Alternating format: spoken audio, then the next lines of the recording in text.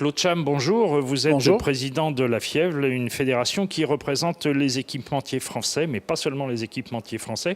Pouvez-vous nous dire combien vous avez d'adhérents et qui sont-ils ? Eh bien, écoutez, nous représentons effectivement les équipementiers français, mais aussi les équipementiers internationaux. Nous avons un groupe d'adhérents de 115 grosses sociétés ou groupes de sociétés. Ça fluctue entre 115, 120 jusqu'à 150. Et ce sont donc tous les équipementiers français, mais aussi toutes les filiales de sociétés étrangères qui ont des usines implantées sur le territoire national. D'accord. Quel est le poids du secteur des équipementiers en France? C'est quelque chose de pas négligeable. Je crois qu'on a une belle culture d'entreprise dans ce domaine. Tout à fait, tout à fait. Bien écoutez, nous avons en 2013 représenté un chiffre d'affaires de 15 milliards d'euros. Sur l'exercice 2014, qui n'est pas encore complètement terminé, nous considérons à ce jour avoir une croissance d'environ 4% par rapport à l'année précédente, donc ce qui devrait nous faire sortir aux alentours de 15,7 milliards d'euros pour l'année 2014. Donc il y a, je dirais, une certaine satisfaction à cette progression. Elle n'est pas homogène sur tous les groupes de sociétés ou les sociétés, mais dans l'ensemble, le secteur équipementier automobile est un secteur qui, pour l'instant, se développe correctement. Ce que je crois qu'il faut rappeler toujours dans la construction automobile, c'est que nous, équipementiers, nous représentons, suivant les modèles, entre 70 et 80% du prix de revient de fabrication d'un véhicule. Donc, nous jouons un rôle de plus en plus important parce que dans les 20 dernières années, de fournisseurs de pièces que nous étions, nous sommes devenus de plus en plus des fournisseurs de fonctions, et ce qui fait que nous avons augmenté d'une façon extrêmement significative notre capacité à développer la recherche et le développement pour le compte de nos clients, qui sont les groupes français, mais aussi tous les groupes étrangers, allemands, japonais, américains, etc., etc. Il est vrai que c'est une tendance lourde qu'on a vu apparaître dans l'industrie automobile ces 15 dernières années, avec une externalisation de la R&D de la part des constructeurs qui délèguent en quelque sorte aux équipementiers qui ne s'en plaindront pas toute cette recherche en amont qui coûte très cher et avec des exigences très fortes.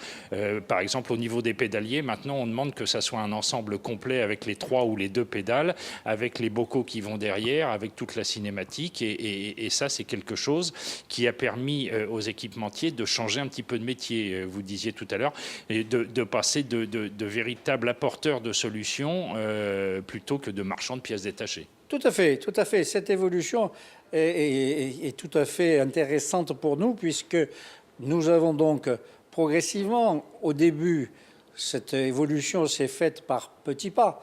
Le constructeur a continué à très largement spécifier le cahier des charges de la pièce ou de la fonction, et puis progressivement, il a été amené à nous déléguer ce travail d'un ou deux clients que nous avions essentiellement, ou 3 clients que nous avions sur le territoire national. Les grandes sociétés qui se sont développées comme Valeo, Forcia, Plastic Omnium et autres ont diversifié leur portefeuille de clientèle, se sont internationalisés dès les années 1990 pour aller chercher les relais de croissance, et d'une solution qui développée pour un constructeur, ils ont transposé d'autres solutions vers les autres constructeurs automobiles, et le retour se fait aujourd'hui avec le retour d'expérience. Donc, des chiffres importants, c'est que en moyenne, sur l'ensemble des équipementiers automobiles, nous dépensons entre 6 et 7% de notre chiffre d'affaires en recherche et développement, et des entreprises comme Valeo annoncent des pourcentages encore supérieurs à ceux-ci, puisqu'ils annoncent un pourcentage de l'ordre de 10%, voire supérieur à 10% en termes de recherche et développement. Donc nous sommes non plus du tout des sous-traitants, nous sommes devenus des véritables équipementiers, partenaires, qui offront des solutions à nos clients, qui nous définissent. Et plus nous allons en amont dans la définition du véhicule, plus nous sommes performants. Alors quand on parle FIEV, dans l'esprit de beaucoup de gens, c'est typiquement franco-français. Or, c'est totalement faux, puisque vous allez nous parler, je crois que les équipementiers dont vous défendez les intérêts font plus que la moitié de leur chiffre d'affaires à l'export. Tout à fait. Alors la FIEV, d'une part, a 66% du chiffre d'affaires qu'elle représente, qui est constituée par des sociétés à capitaux étrangers, donc de sociétés étrangères comme Bosch, TRW, ZF ou autres qui sont implantées sur le territoire national.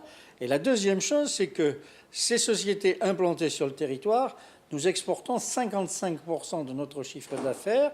Et autre caractéristique des équipementiers par opposition à la construction automobile, c'est que la balance commerciale des équipementiers automobiles implantés sur le territoire national est toujours excédentaire, puisque nous avons un excédent de balance commerciale d'à peu près 2 milliards d'euros, alors que, comme vous le savez, la balance commerciale de la fabrication automobile, elle est devenue, je dirais, déficitaire par opposition, puisque les constructeurs ont été obligés de s'implanter sur les territoires étrangers.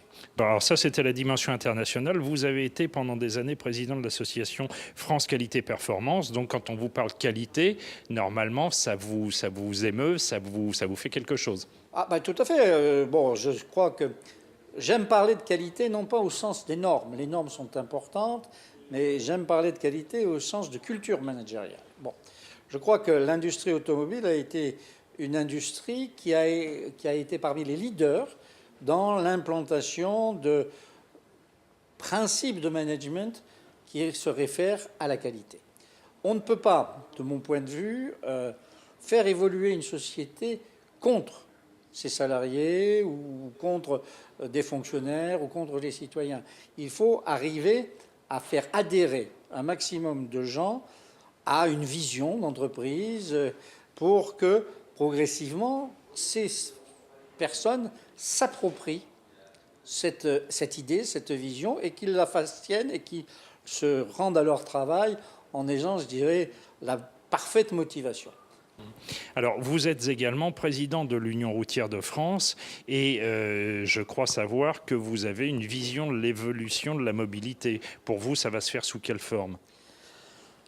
Bah, vous me posez une question à laquelle je pense que je serais bien prétentieux en donnant une réponse unique, parce que je crois qu'il n'y a pas une réponse unique. Effectivement, je suis président de l'Union routière de France.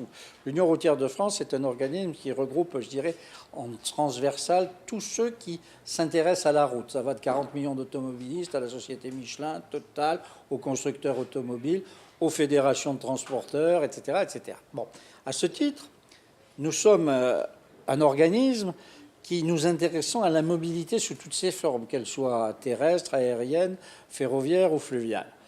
Ce que nous croyons, et ce que je pense personnellement, c'est qu'en ce début du XXIe siècle, nous sommes à l'aube d'une révolution de deux types, de mon point de vue.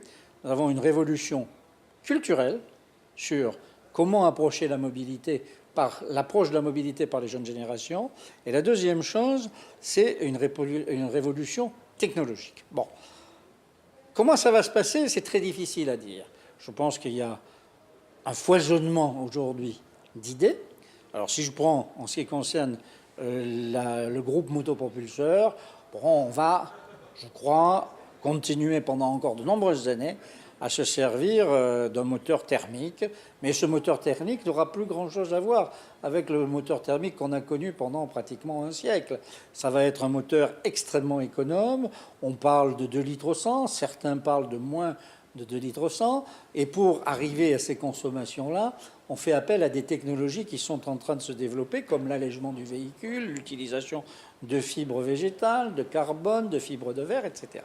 Donc, ça, c'est une évolution avec un groupe thermique. Mais il va y avoir, à mon avis, aussi des véhicules qui vont être des véhicules hybrides et puis des véhicules qui vont marcher à l'électricité, la pile à combustible, etc., etc. Donc tout ça va progressivement, à mon avis, prendre sa place. Ça va prendre du temps. Je crois qu'il ne faut pas dire que c'est demain matin le remplacement. Vous savez que le parc automobile est un parc qui se renoue quand même pas très très vite. Donc il va falloir faire cohabiter tout ça. L'idée que j'ai est que progressivement, nous allons voir apparaître de nouveaux acteurs qui ne sont pas encore sur le marché. On va voir apparaître dans les technologies des voitures de plus en plus connectées. On va voir apparaître des voitures qui vont être des voitures autonomes, donc qui vont s'autopiloter. Alors on peut imaginer que les premières approches vont être en zone périurbaine, puis en zone urbaine, là où ça va améliorer la fluidité, ça va améliorer la sécurité, car à partir du moment où il n'y a plus la réaction humaine, ça va être beaucoup mieux contrôlé. Et puis, on va voir apparaître aussi, je dirais, dans le cadre du partage de l'outil de transport, des nouveaux acteurs qui vont, eux, acquérir l'engin à travers lequel on va se déplacer et qui vont le mettre à disposition des utilisateurs dans les zones urbaines ou périurbaines. Et puis par ailleurs, je pense qu'il faut que nous, occidentaux, nous soyons, je dirais, très attentifs à ce qui passe sur d'autres continents. La Chine est devenue le premier marché du monde, et face à des problèmes de pollution énormes, face à des problèmes d'encombrement, on sait que Pékin a été bloqué pendant plusieurs jours, etc.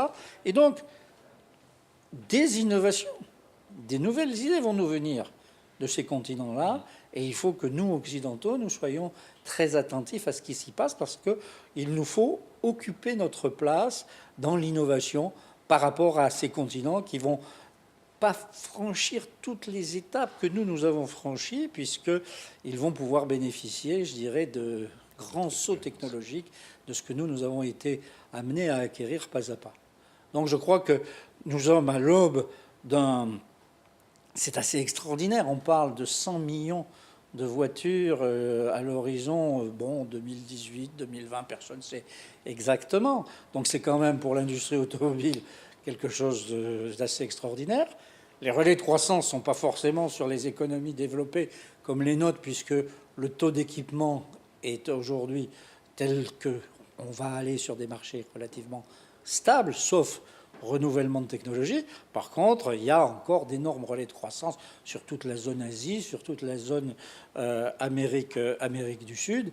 Et pour nous, Européens, et nous, Français, il y a véritablement à conquérir des places lointaines.